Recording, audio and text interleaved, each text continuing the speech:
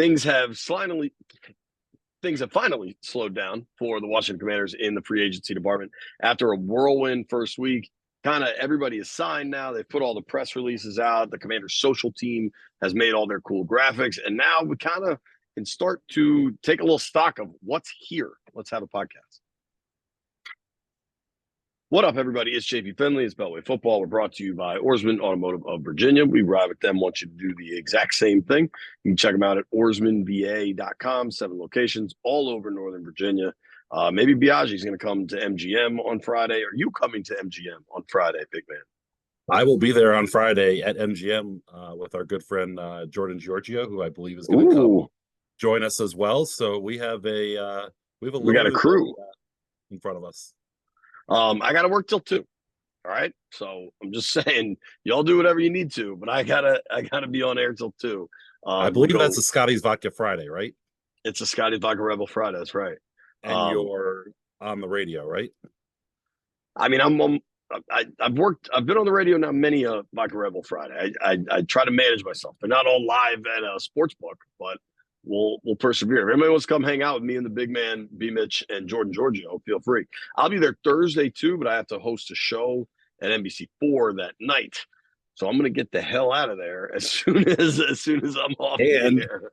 We have to host our show, Beltway Football. Oh, that's right. Fully scheduled Commanders football show. Tell them. On Monumental Sportsnet, Saturday and Sunday mornings at 10 a.m.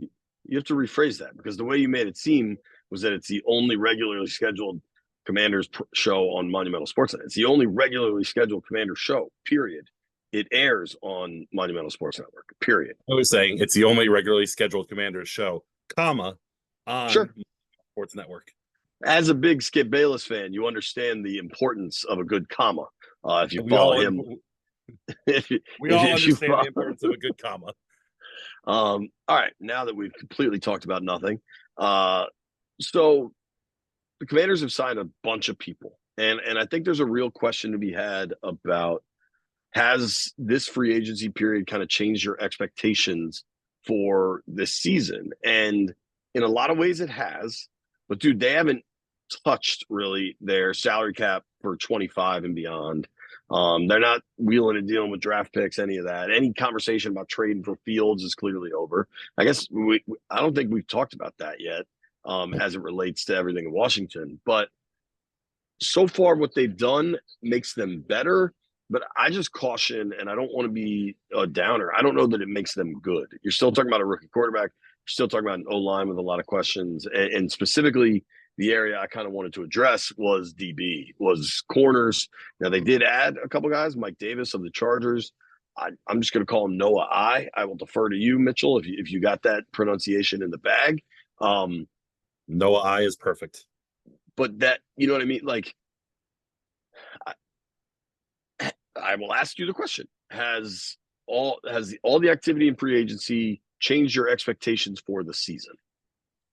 I think it's raised the floor for me a little bit. I think bringing in, first of all, rerunning things back with the roster from last year with, no major upgrades or changes would have kept the floor pretty low to me, where I thought that there was a chance that, maybe they'd be picking in the top 5 again. And certainly a lot of it's going to come down to what happens at quarterback and how that guy goes out there and plays, because if they draft a guy and he stinks, they could easily be back in the top 5 again. But if he's CJ Stroud, then everything changes. Right. But I do like a lot of the kind of veteran guys that they brought in, particularly on defense, which I think is, where it's been needed. This has been a very young defense for a while with a couple kind of spot veterans, but really the key players have all been pretty young and all have come up through the Commanders organization through the draft, and there hasn't been a lot of outside influence on these guys. And I think bringing in some of these people will help out a lot. I really liked, Clelin Ferrell and obviously Bobby Wagner's leadership and all that. But I think it's kind of the same when we look at the secondary with, Jeremy Chin and Noah I. They just kind of they create kind of a base layer of play that that you're going to get from these guys kind of across the board. And to me, I don't think it's as low as it shouldn't be as low as what we saw last year. Of course, we went in last year not expecting that things were going to be as bad as they did. So on paper, we can talk about it. It looks a little bit better than kind of what we expected, but obviously, we're going to have to see how Joe Witt and Dan Quinn and Cliff Kingsbury, work as the Holy Trinity and making this thing come together. So I agree. I think the overall roster has improved. This is perhaps stupid, and I don't want to harp on something that is such a small, relatively like minute part of the game. But dude, if you go back and look last year at the amount of close games they lost, I think having just a long snapper is a pretty big deal. And I don't know that Tyler Ott can definitely get it done, but I know that the last dude could not.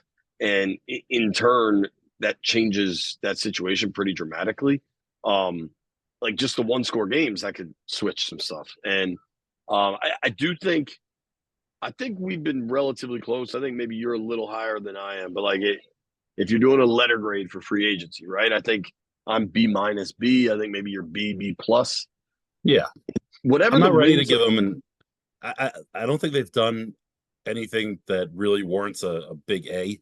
None of these signings are so big that no way. Bobby Wagner, I think, for just because it's not just on the field that we're talking about with him is probably the closest thing that maybe would push a letter grade in a different direction. But it's been generally solid, and I've been kind of saying it was kind of a precision offseason.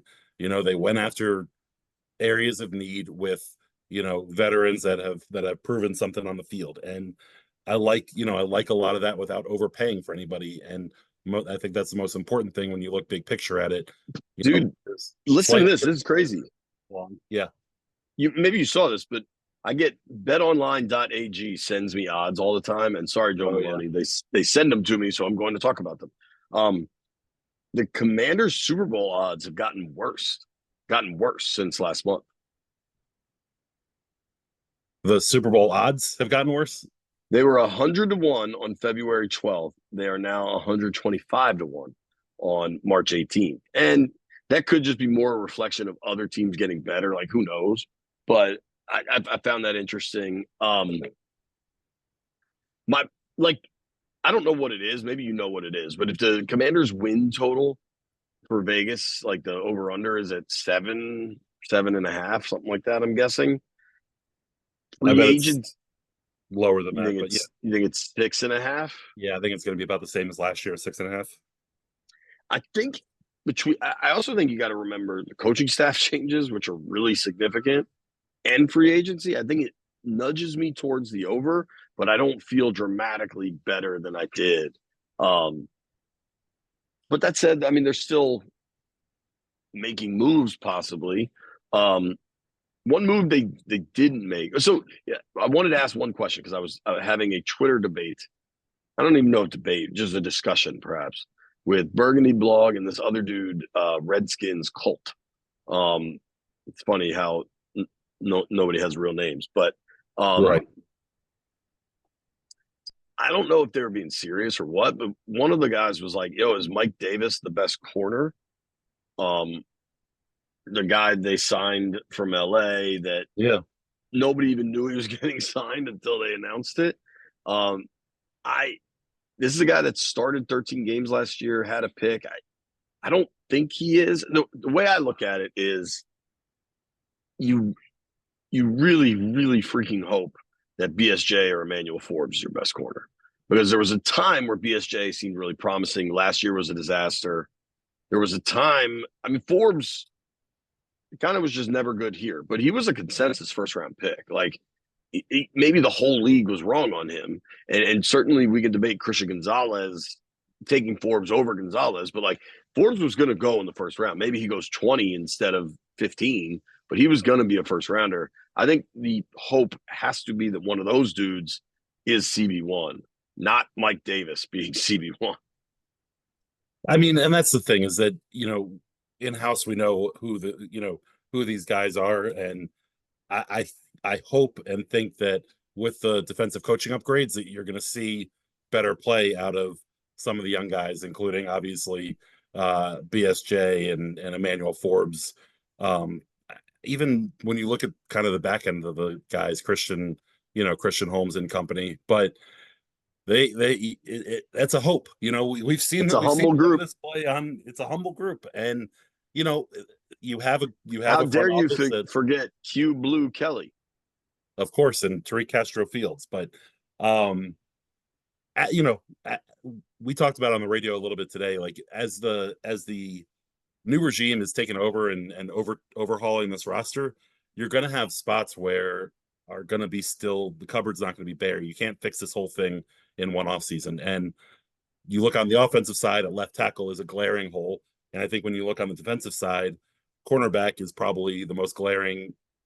Cornerback and maybe a young edge rusher are your two kind of glaring holes where you need to get filled. And at some point, you got to trust your talent evaluators. And we're so used to players coming in from the draft and not starting. Second and third and fourth rounders are buried at the end of the depth chart. Just On on so bad. on well functioning NFL teams, those guys are starters or Right. are getting playing time with a potential to be a starter later in the season. Didn't Quan not log a defensive snap for like 8 weeks or Right. something last year? Like that is And- so fundamentally flawed.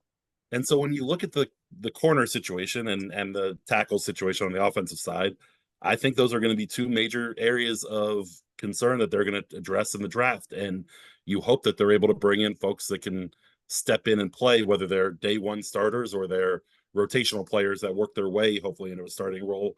That's what functioning NFL teams do. Right. Couple of personnel moves around the league. I'm going to start with one that I'm guessing neither of us have a ton to say about. Chase Young signs with the Saints. Saints fever, 25 sacks. What do you have to say here? I think it's kind of the contract I expected him to sign, a 1-year kind of prove it deal. I don't think Dude, anyone it's was more out money there. than I expected. It is. It's a little more money. 13 mil. Especially from the Saints, who are relatively cash strapped. But what I saw was 13 mil fully guaranteed. No one was out there offering him a long-term deal, so he was going to sign this kind of 1-year deal, prove it. And I think the knee, dude. Possibly, if you get 17 games of a motivated Chase Young to get $100 million contract, that could be, a really nice signing for a defense that has some nice pieces on that D line. Yeah, wish Chase well.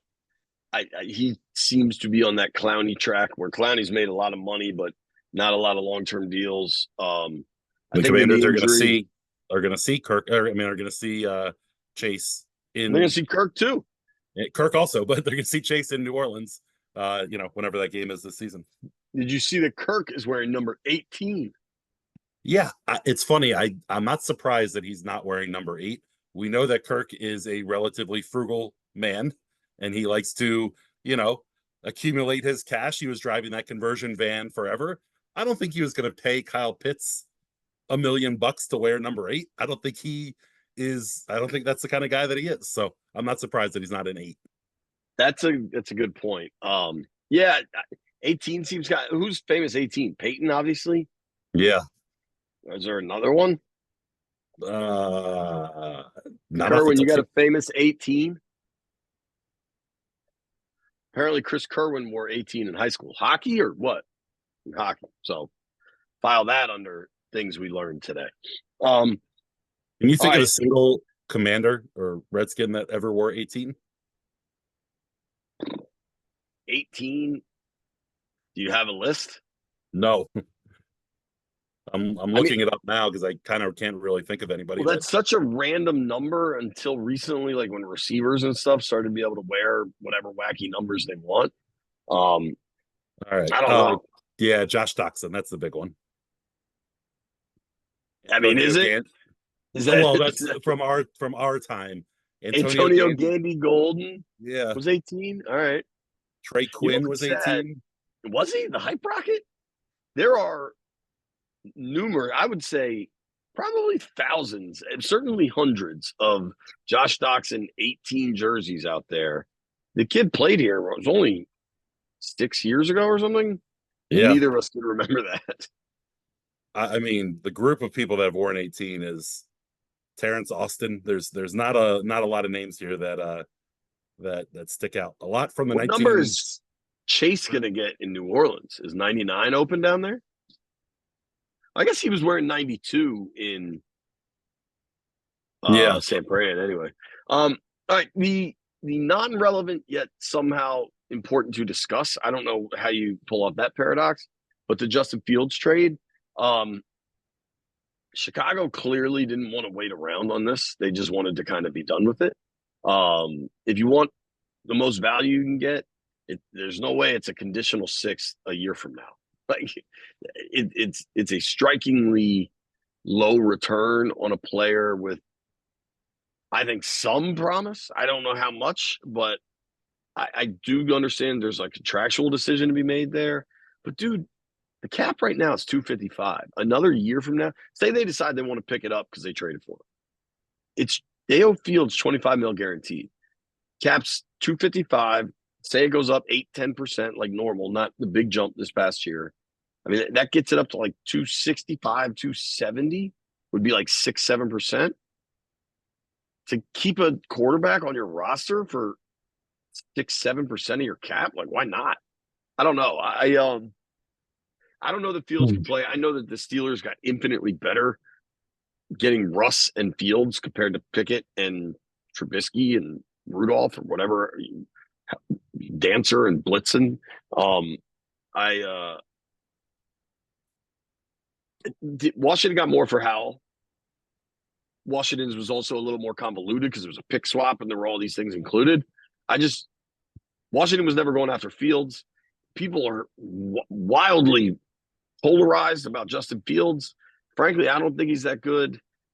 To me, he had 3 years of opportunity. You could blame that organization because they did fail him, but he also had the chance to take the bull by the horns, and we never saw it. Take the bear by the paws. Yeah, to me, it's a little bit of a weird trade for the Steelers just because you have to make a decision immediately. And, you're talking about the $25 million 5th-year option. If they decide, who knows what happens, but if they decide they want to keep him after this year and they don't pick up that option, then they're signing him to some sort of long-term deal or putting a franchise tag on him, which is going to cost you almost 43 million bucks or whatever the number is. So it like makes sense for them to pick up the 5th-year option and with the 25 mil as the guarantee number and play it by ear, because otherwise I don't know that you're going to learn. I don't know that you can learn enough from him, especially if Russ is going to be your starter, that at the end of the season you're going to want to sign him to a long-term deal. So if they traded for him for 1 year and are ready to let him go, I think he's more valuable than a random 6th round quarterback. If you're the Steelers and you're looking at it that way, sure. But I think at the end of the day, the fact that you were going to be up against a decision immediately about what you're going to do with him once you traded for him is kind of why he went for such a low compensation. Man, I wonder if there's not some level of like, all right, Fields, we're not going to pick up this option, but we'll offer you 3 years at 20 per. I don't know. No, I mean, I wouldn't. Maybe not even that much. Like, what did Baker sign last year? It wasn't like 5 mil. Here's the thing: if Fields doesn't play this year, which it seems like Russ is going to be the starter, so that's what they've said. Yeah, he's probably going to sign a Chase Young-esque contract, except the quarterback version of it. They'll probably have to go somewhere for 1 or 2 year, medium, not a big dollar contract to prove that he can still play the game of football. And so this is the Commanders did well by Sam sending him out to Seattle where he could kind of sit and learn.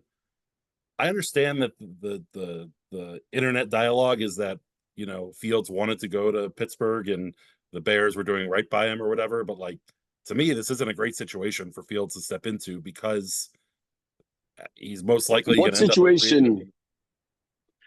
Oakland, Denver, or not Oakland, Vegas, Denver, maybe Minnesota. Like, there's just not that many clear situations anymore. New England, I guess they just signed Jacoby. Tennessee, maybe. I mean, Tennessee just got Rudolph and Blitzen and Vixen. Right. I'm just going to make Rudolph jokes all night. Christmas is always, it's a spirit, Mitch. If he can't beat out Santa's little helpers and Will Levis or whatever, then then he's not the guy. So, but that's what Um, I'm saying. Like, there's still some places that need quarterbacks and that he could have gone to. So do I you don't want agree to with me though that I think the only I never thought Washington was trading for him. I think people just get caught up in like meme like graphics they see on Instagram, say. frankly. Yeah. But the uh the biggest piece of relevance, something I believe you and I both have thought all along, although I guess you said Jaden might take him. I've thought all along that Caleb Williams is going one to Chicago, and I continue to think that. I think this only really kind of cements it. Um, you agree? Yeah. Yeah. There was certainly a period where I thought after the combine, I thought pre-combine that once we got through the combine stuff and interviews on that kind of stuff that Jaden would kind of challenge Caleb, but that never came to fruition. And I think there's kind of no doubt that Caleb is going to be the guy at one. Yeah. Well, I mean, nobody does anything at the combine, so how are you going to blow people away at the combine? You know? Yeah, exactly. And these pro um, days are so under the radar for kind of they're great for the individual players, obviously to be seen and to help show off their teammates and stuff like that for the rest of the NFL. But they're so under the radar to, I would say, the average fan because they're not really televised and blown up and all that different stuff. So yeah, it's kind of is what it is. And I think I think Jaden Daniels is still probably the best quarterback in this class, in this group. you remain very high on Jaden. So I should be clear that I am very high on Jaden, which obviously is obvious. I would not be upset if they go I Drake like May. when you say obviously is obvious. Obviously is obvious. It's a perfect statement. It is. It is. You won't be upset with Drake. Yeah, I mean, I don't feel as passionately as you. I lean Jaden, but I get the appeal of Drake. I'm kind of cool Yeah. either way there. I lean Jaden for sure though. Um, I think we're good unless you wanted to talk. Did you ever name your best corner, or do we just not know that answer? I Corner kind of remains a pulled problem area. I know that much. I pulled my best JP Finley. I just kind of talked about a bunch of different guys and said I think this guy could be good and this Yeah, guy but could be good and didn't really give an answer. I don't think there is an answer. I don't think the answer is Mike Davis. I I don't also think don't we know think what the answer is. I don't think Chin's a corner. But No. I think as much as there's a lot to like about their free agency, a lot to like. We both agree quarterback's the most important position in the game, right? Yeah. Obviously. And then Obviously there's obvious. right, yeah, that's obviously obvious. There's a huge gap, and then you can argue in some fashion it is left tackle, corner, pass rusher, wide out, maybe. Yeah. And of those positions, they addressed pass rusher, but in more of like a depth fashion. And maybe Armstrong can be something for you, and maybe Luvu. I don't want to discount that, but you know what I mean. Like it's easy to get excited in the roster churn and the overhaul and some of these names, but like at the game's most important positions, I'm not sure they've really made a significant change yet. Now Wagner is important because he's elite and a leader and all these things. I don't know, just a little reality check. Yeah, listen. I think you're right, but I think we also knew heading into free agency they weren't going to be able to plug every hole on this boat, in 5 days or whatever. I do think that it changed a little bit. We talked a lot pre free agency that we thought quarterback at 2, and then 36 and 40 would be pass rusher and O line or pass rusher and tackle. I think with the numbers of pass rushers that they signed, that there's that quarterback goes 2, and I think 36 and 40 are their next 2 picks probably need to be tackle and corner is more where I would attack it as opposed to tackle and edge rusher and build from there because you do have 4 guys that they brought back or brought in to fill the kind of some of those edge rusher roles. Yeah, and it's also not a surprise, but you've lost Fuller now, who was your best. You lost Curl. Now there are like Stephon Gilmore played last year for Dan Quinn. Granted, he's going to be 35. He wasn't great last year, but that's a 1-year prove it kind of deal. You're not giving him multi years. there are other veteran corners out there, which maybe eventually you end up signing or having to sign. Um, but yeah, you're right. I think maybe if we thought it was left tackle, edge rusher, now it's corner, left tackle. There are still, I mean, Tyron Smith got signed, but there's still some veteran tackles they might have to add anyway. Um, they're definitely better, and I think big picture, dude, new owner, real GM, like making moves in the right direction. You said something interesting there that they weren't going to be able to fill all these holes on the boat right away. All it takes is a boat to have one hole, and that MF's going to sink. Like boats can't have holes. Correct. But they're not done plugging away. And if you look at the roster as it sits now, there's one giant hole in the hull because Marcus Mariota is your starting quarterback. As you That's look a at the hole in roster the hull. today, That is a hole. No poached eggs. All right. We will be back Thursday. We have the show, which may or may not be live at MGM. We'll find out. If you watch this on my YouTube, I hope you enjoyed the News 4 newsroom and Mitch's background of all the beautiful photos. What are we doing here? Ertz? If we haven't played Ertz, I thought he was really good. And I think one thing I noticed is that they tried to add veterans, I think, like 2 veteran safety blankets for what is probably going to be a rookie quarterback. Ertz is really short-handed, and Eckler might be the or among the best receiving backs in the NFL for a fairly wide spectrum of time. Yeah. So at the end of this pod, which is coming up quickly, we will run the raw sound from Zach Ertz, and then after Zach Ertz will be Austin Eckler. Dude, I had by far, now my Shelby's been sick and I'm old and whatever.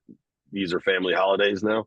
I had the most low key St. Patrick's Day I've probably legitimately ever had in my life, or certainly ever had since I was 16. I mean, I feel like even at 14, you had like a party at school or something. Like we didn't do anything. We went out to my in-laws, shout out to Lou, made some corned beef.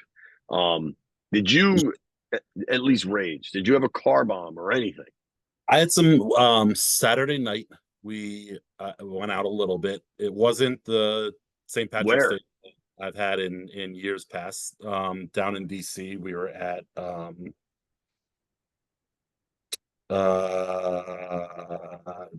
Irish bar. Yeah, down by Cleveland Park. We were in Cleveland Park. Is Nanny O'Brien still there? Were you at Nanny's?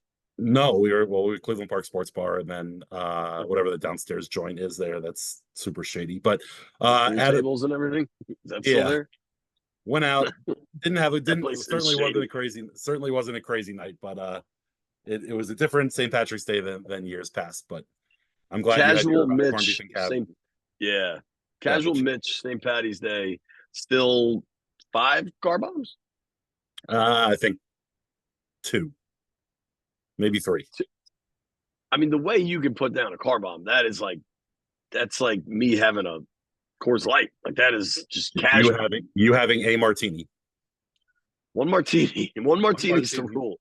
But it depends what surrounds the martini that often impacts the evening. Let's get the hell out of here. Let's go. One car bomb. It's what surrounds the car bomb that it can be issued. I mean this. There's no chance you have ever had 1 car bomb. There's plenty of nights you've had 0, but if you're having 1, I'm taking the over on 1.5. Yeah, that's probably correct. There is one. You also enjoy them. You like car bombs. Yes, we were in Providence for St. Patrick's Day, and I had 1 car bomb because the stupid effing rules in that dumb city.